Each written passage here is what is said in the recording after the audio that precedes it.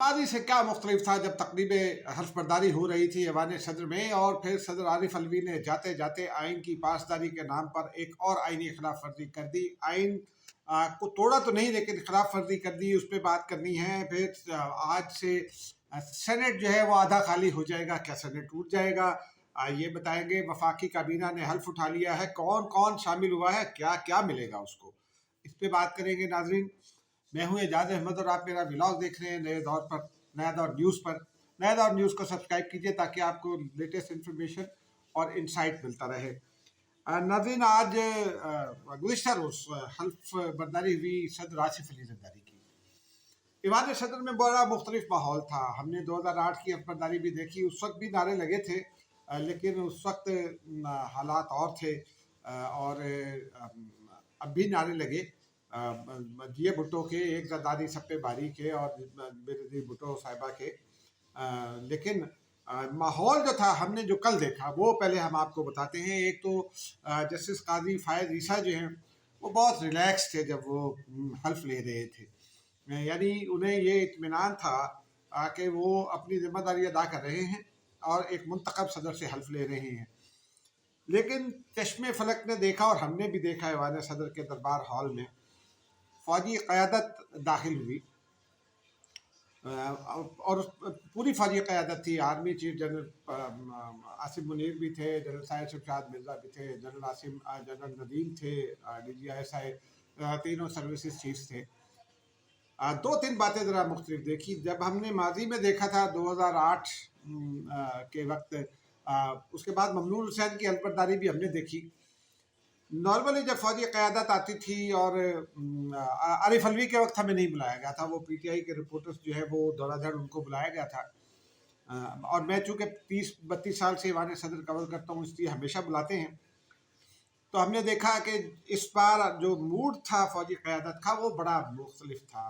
फौजी क़यादत बहुत रिलैक्स थी, बहुत चेहरों पर इत्मीनान था, और खामोश वो नहीं थी जो सुतवा चेहरे हमने माजी में देखे, या हमने देखा कि बहुत ही खामोशी और बिल्कुल आँखों का एक तासुर अजीब सा, वो नहीं था। आँखों में अच्छा तासुर था, एक मुस्कुराहट थी, इत्मीनान था कि एक ट्रांजिशन ऑफ पावर हो रहा है सिविलियंस को।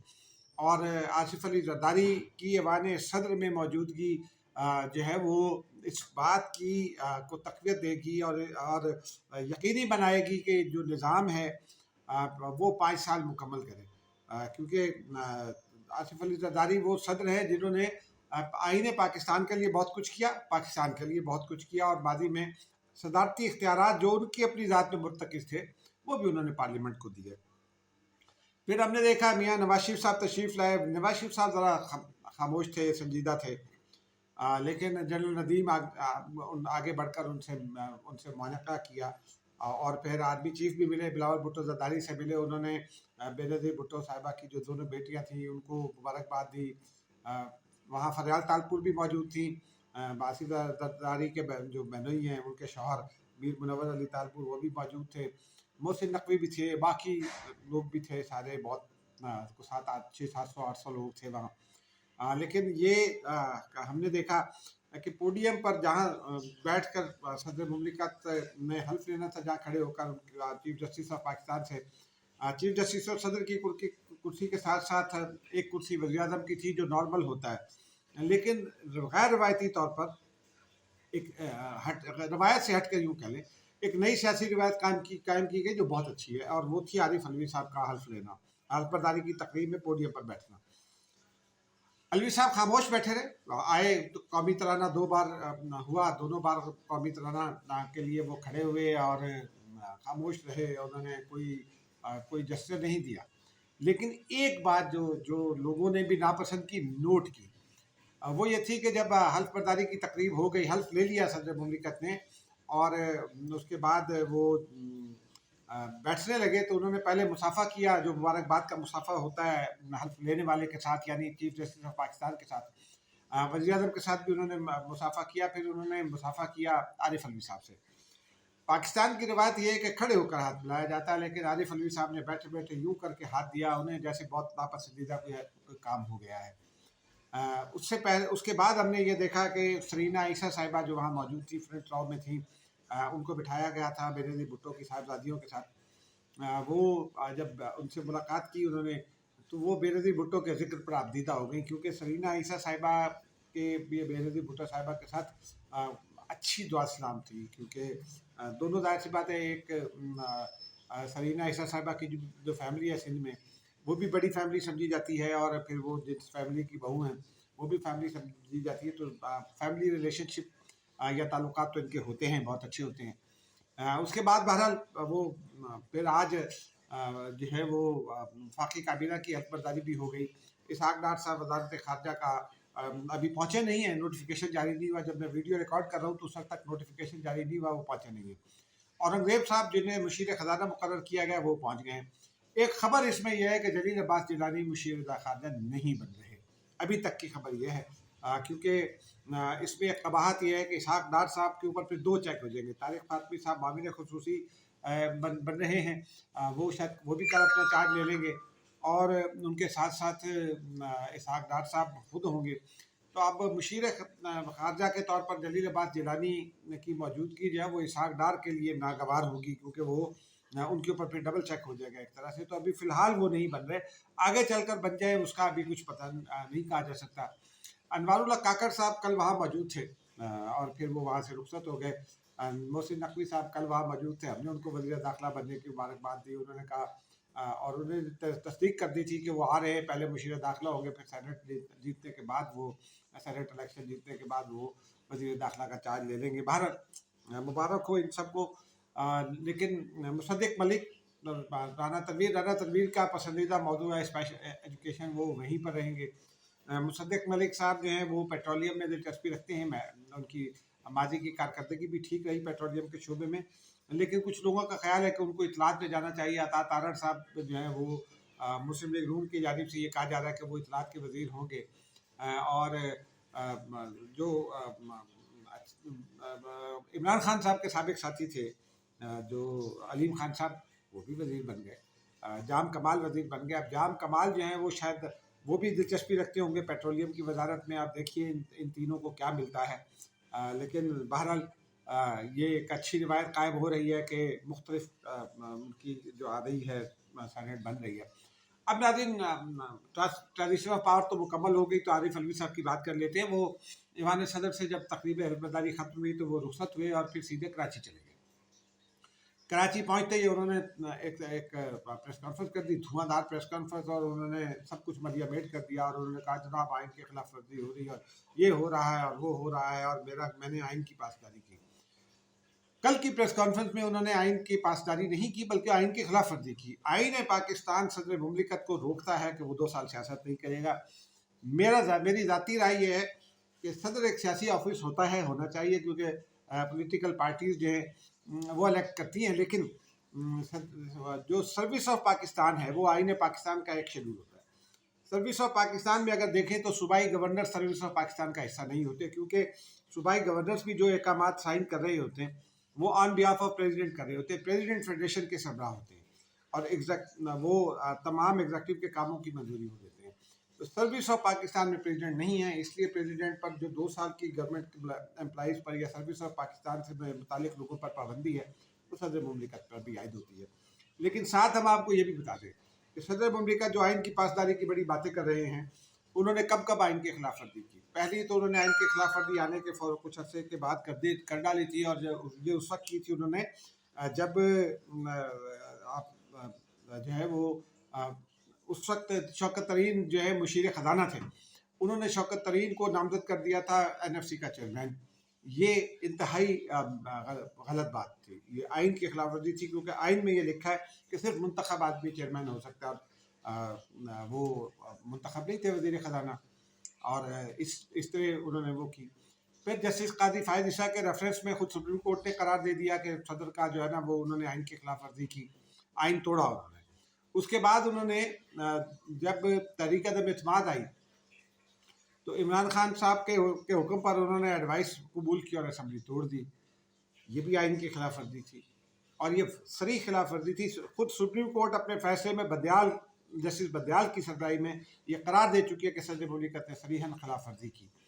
उसके बाद उन्होंने जब कौमी असम्बली का इजलास रोका और बहुत सारे काम किए तो वो भी आइन की बहुत वाज़े खिलाफ वर्जी थी।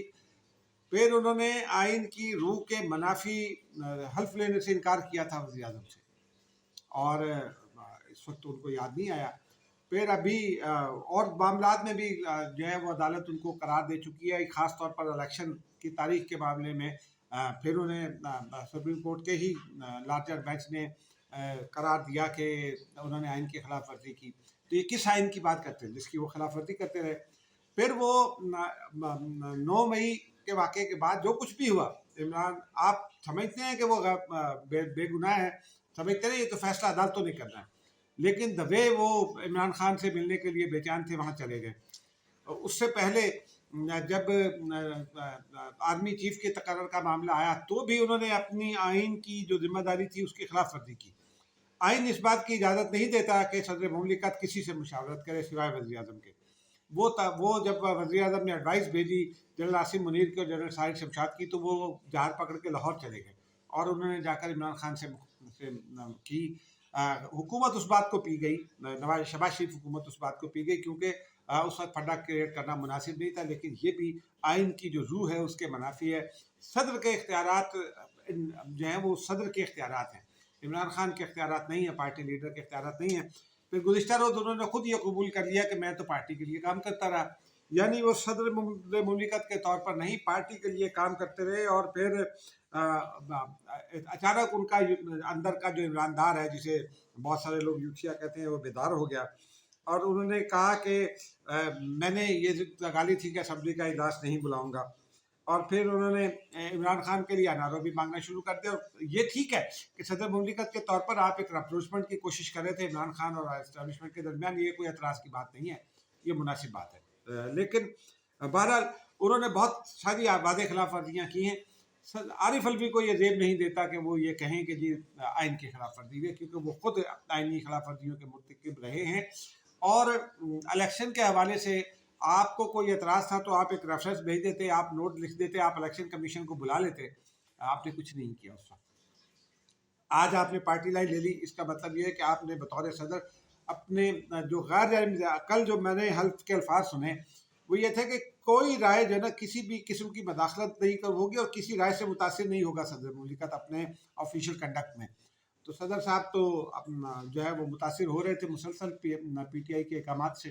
PTI के अहकाम उनको मिलते थे जब असम्बली टूटी है, जब माफ़ कीजिएगा ये जो असम्बली इजलास ना बुलाने का उन्होंने फैसला किया था, वो भी उससे पहले वो आए थे, आरिफ हसन साहब भी उनके पास आए थे और कुछ और लोग भी PTI के आए थे जिनके नाम मेरे जो सोर्स हैं उनको याद नहीं था। उससे पहले भी एक मरतबा जब फवाद चौधरी साहब तशरीफ लाए थे और उस वक्त भी उन्होंने कुछ सरकारी काम था जो हल्फ लेने से इनकार कर दिया था। तो बहरहाल अब क्या चाहते हैं ये इनको खुलकर बताना चाहिए। अब नाज़रीन बात करते हैं सेनेट की। सेनेट ऑफ पाकिस्तान कल रात 12 बजे 12 सेनेटर्स जो हैं, माफ आज रात 12 बजे जब मैं ये वीडियो रिकॉर्ड कर रहा हूँ, आधे सेनेटर्स जो हैं वो रिटायर हो जाएंगे। और रिटायर होने वाले सेनेटर्स जो हैं उनमें उनके नाम मैं आपको बता देता हूँ। उनके नाम हैं बलूचिस्तान से बलूचिस्तान अवामी पार्टी के 6, जमात इस्लामी, MKM और मुस्लिम लीग फंक्शन के एक सेनेटर रिटायर होंगे। साबका फाटा के 4 सेनेटर थे, उनमें से एक फौत हो गए, वो भी सारे रिटायर हो जाएंगे। और जो नई सेनेट बनेगी जो 2 अप्रैल को जिसका इलेक्शन होना है, वो जो नई सेनेट बनेगी वो 96 अरकान पर मुश्तमिल होगी, क्योंकि वो माफ़ कीजिएगा 98 अरकान पर।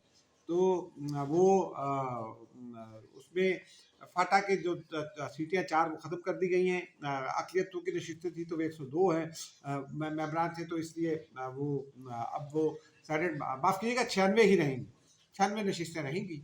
और यूँ जो है वो अब सेनेट ऑफ पाकिस्तान जो है तारीख़ में पहली बार एक तो अपनी जो उसकी इस्तेदाद थी मुकर्ररा आइन के तहत वो कम हो गई। अब जो आइन में लिख दिया गया है खैर नई तरमीम में, लेकिन हाउस ऑफ फेडरेशन जो है वो कल जो है वो मुकम्मल नहीं होगा। कल जो आइन में लिखा है 12 मार्च, सेनेट रूल्स वगैरह में लिखा है 12 मार्च को हल्फ उठाता है, लेकिन ये आइन को तोड़ना नहीं है। क्योंकि शेड्यूल अनाउंस हो चुका है, अब वो 2 अप्रैल को पोलिंग हो जाएगी तो मुकम्मल हो जाएगा। اسلام آباد سے اسد جنیجو ریٹائر ہو رہے ہیں، مشاہد حسین سید ریٹائر ہو رہے ہیں، اس کے علاوہ